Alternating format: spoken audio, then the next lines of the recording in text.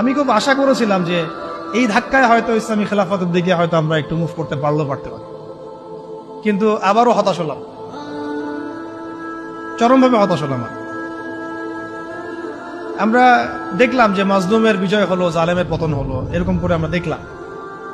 ইতিহাসে হয়েছে, ফেরাউন ধ্বংস হয়েছে, নমরুদ ধ্বংস হয়েছে, কিন্তু আমরা যেন ওই ওই ফেরাউনের কবল থেকে নিষ্কৃতি প্রাপ্ত এই উদ্ধত বনু ইসরায়েলের মতো হয়ে না যায় আবার।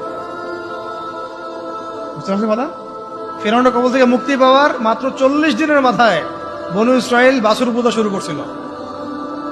কত দিনের মাথায়? আর আমরা তো 40 দিন লাগে নাই, 7 দিনের মাথায় আমরা মাশাআল্লাহ ট্রান্সজেন্ডার, সুদ, পশ্চিমাদের দাস, এমন কিছু মানুষকে আমরা আমাদের মাথার উপরে নিয়ে চলে আসলাম।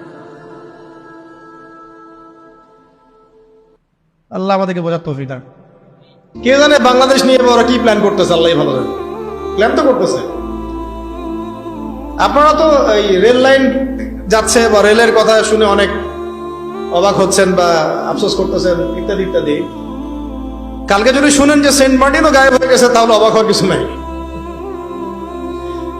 ইশারা বুঝে নিয়েন, ইশারাই বুঝে নিয়েন।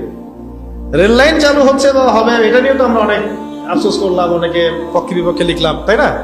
কথা বললেন, অনেকে জনমত গঠন করলেন, সার্বভৌমত্বের জন্য হুমকি ইত্যাদি অনেক কথা বললেন।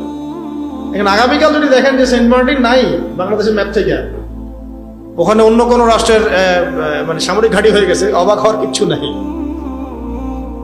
কারণ সব যত শয়তানির গোড়া এখন ওই পশ্চিমার মধ্যে, ওই ওই জায়গাতে তারা এগুলা মাথা কাটায়, কি করবে না করবে, কোথায় কি। শোনেন, এটা তো কিছুই না, বাংলাদেশ তো ছোট রাষ্ট্র একটা।